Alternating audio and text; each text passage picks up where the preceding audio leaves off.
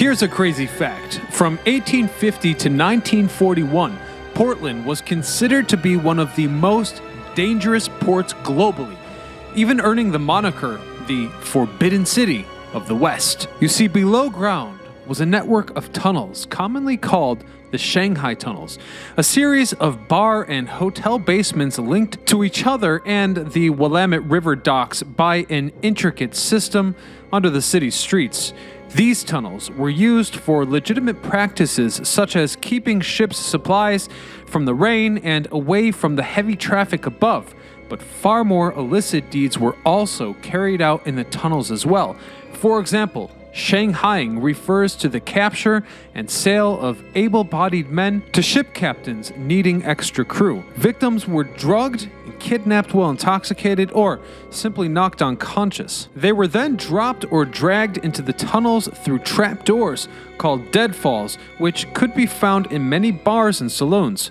Once in the tunnels, captives were locked in any number of cramped, underground cells until they could be sold off to a life of slavery at sea. Today we discuss the city of Portland and its deadly underground tunnels. I'm your host Ryan Sokash, and you're watching It's History.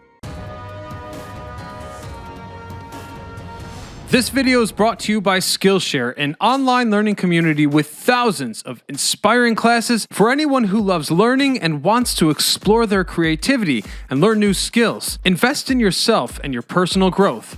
Do you have a specific skill you're trying to learn? Well, Skillshare is the perfect place to start. From photography to illustration to graphic design, freelancing, and more, you can find classes that will match your goals and interests. I signed up for YouTube Success, Script, Shoot, and Edit with Mercurius Brownlee, and was amazed by how the experience changed my filmmaking approach. The host encouraged me to simplify and take advantage of straightforward new technologies to get my message across.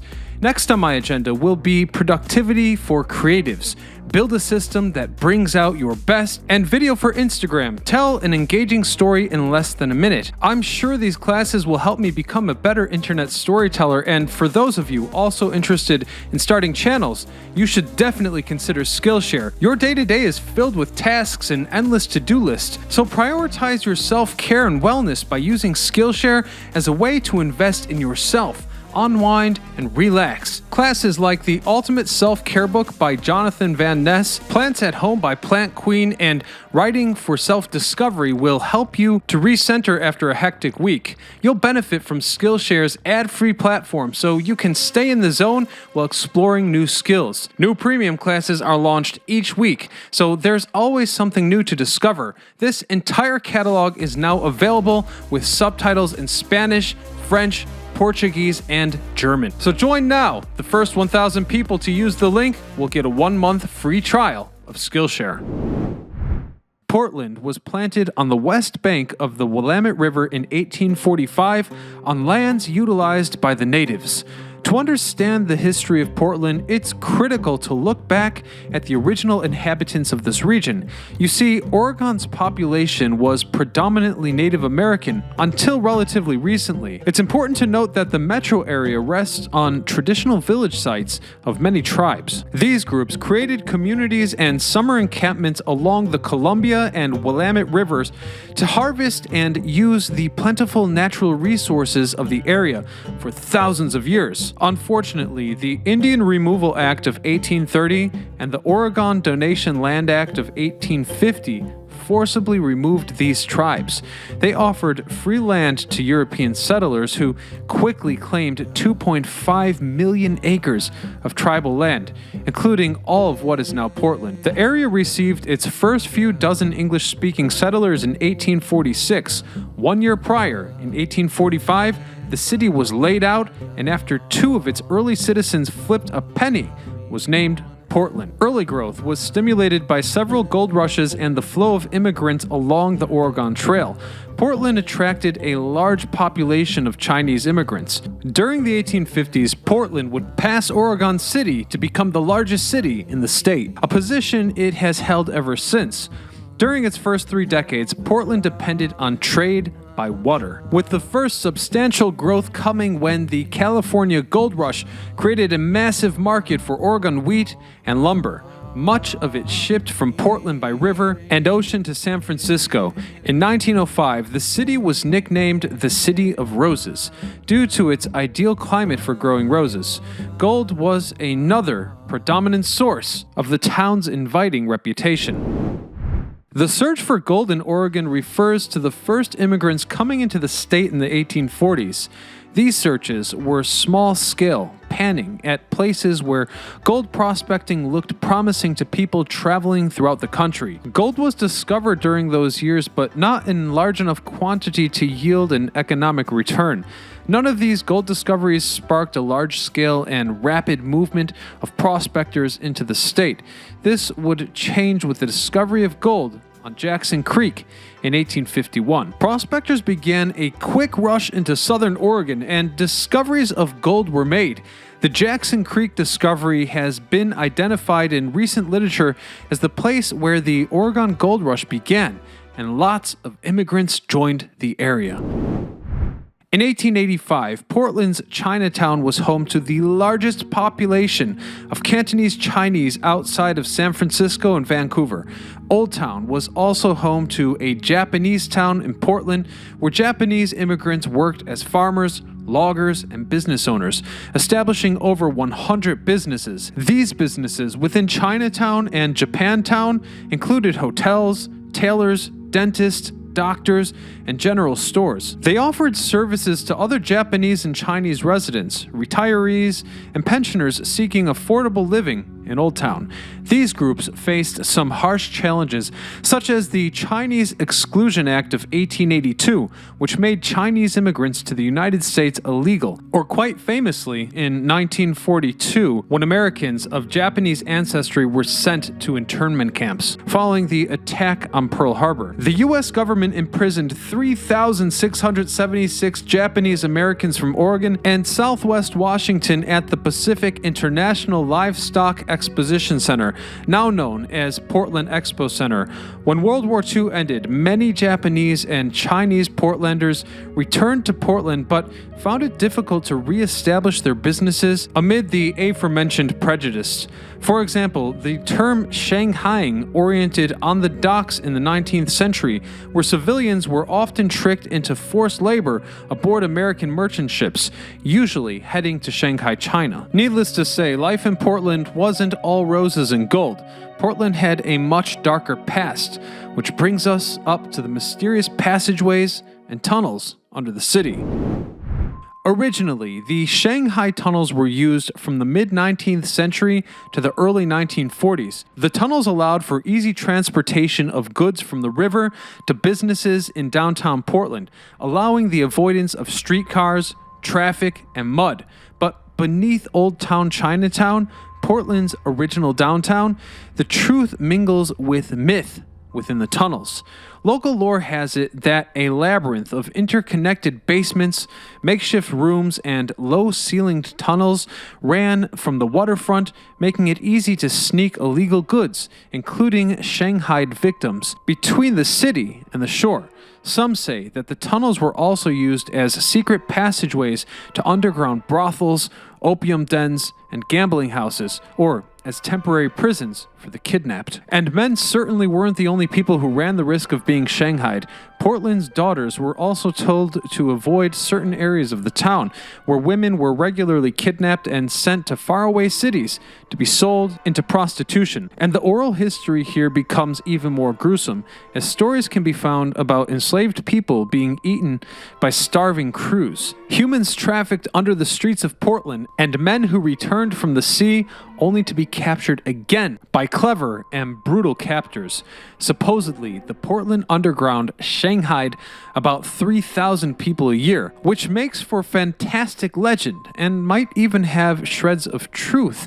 But historians agree that these stories are highly questionable.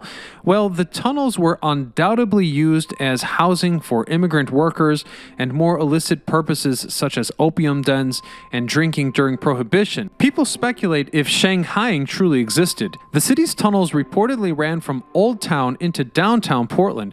Still, most of these subterranean spaces have since been filled in during various public works projects. But in the past, because of these tunnels, Portland was considered to be the most dangerous port globally because of the Shanghaiing trade. Apparently, an innocent activity such as stopping for a drink in a notorious establishment was a roll of the dice. Most victims were primarily sailors, loggers, cowboys, shepherds, or those who worked on the river. Then there were others who lived a wanderlust life and played just as hard as they worked. When shanghaied for the sea, victims were placed aboard ships and didn't wake for many hours after crossing the bar into the Pacific Ocean. In some cases, it was said to take as many as 6 years for the kidnapped to return to Portland, for those lucky enough to return home. Although many of these tunnels are currently inaccessible or collapsed, and little archaeological evidence exists to support the stories, they certainly played a role in the 1920s and 30s, and I imagine you could easily guess where we're headed with this. You see, during the Prohibition era, the speakeasy crowd moved underground to bar basements and tunnels. This way, they could get their drinking done in spite of the law. These underground bars offered black market liquor, gambling, and sensual comfort opportunities. But they also served as a kind of warehouse. You see, as law and order had come somewhat to Portland, and police raids made it hard to smuggle, barrels of booze were stored in the tunnels and then brought to the underground speakeasies throughout the town. During Prohibition, many mobsters involved with the black market booze sometimes got into battle with rival gangs over territorial markets, leading to the death of their enemies and anyone who was in the crossfire. As the story goes, during the Prohibition years, the gangsters ran a speakeasy out of one of the basements of the businesses connected to the tunnels that runs between Ringler's on Stark Avenue and the Crystal Ballroom located on Burnside Street. Terror reigned when a rival gang, wearing stolen Portland police officers' uniforms, armed with Tommy guns and axes, appeared. People at this party and the gangsters who ran it escaped down the tunnel, with the killers close behind them. All was lost, though, when the frightened people came to a narrowing of the tunnel where they were massacred, along with the gangsters. Gangs also used the tunnel for their hideouts and would often drag their victims down into the tunnels to keep them from talking to the police. Evidence suggests that gangs even punished disobedient members within the tunnels, often leaving them to a type of solitary confinement with no light. Sometimes the gangs would retrieve their man after a certain period, and in other cases, they wouldn't. It's also said that parts of the tunnels go on for miles, so it would be easy to get lost in the dark. Naturally, the labyrinth of underground tunnels is still explored by urban explorers today, who claim to be able to travel underground and see the holding cells once used by criminal rings throughout history, as well as the trapdoors the Shanghaiers dropped people through, which are still functional in some bars. So I bet you're wondering how you might legally visit these tunnels. Well, fortunately, there is a way. It will be no surprise to learn that the Shanghai Tunnels are reportedly one of the most haunted places on the planet. Luckily, they offer ghost tours. Deep within the tunnels, travelers report feeling goosebumps, as if someone is watching them from the shadows. Many people report seeing an Asian man walking past them in the abandoned chambers. Explorers named the man Sam and say he is responsible for turning off the lights in bar basements. Others report seeing quick movements of shadows and feeling ghostly fingers on their shoulders when no one else is around. Other tunnel spirits are tricksters who love having a good time. Believers claim that they will often pull at your shirt or gently tug at the end of your hair. And word to the wise here, ghost hunters suggest that while most ghosts in the tunnel are reportedly friendly, it is better to remain cautious. Some people recall feeling unwelcome, like someone or something is watching them. So if you choose to go on a Shanghai tunnel tour, you better be prepared to experience complete darkness, for better or for worse.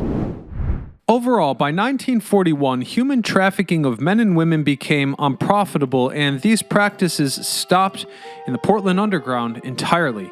The Shanghai Tunnels were finally padlocked, keeping illicit industries out once and for all. The tunnels stayed off limits for years and were all but forgotten until the Cascade Historical Society rediscovered them, then renovated some small parts in order to offer tours. Surprisingly, no historic tunnels leading directly to the waterfront are known to exist today, yet new tunnels are under construction and a new site should be opening for tours in the next 2 years. Oral tradition has kept the history of Portland's underground alive. Today, 150 years after Shanghaiing began, you can still view the secrets of the past, venture through the tunnels, and cast your sights on a history that has been nearly forgotten and is plagued by legends. So with that, don't forget to subscribe to catch our new videos every Thursday and Saturday, and check out our video about Seattle's underground city. Until next time, this is Ryan Sokash, signing off.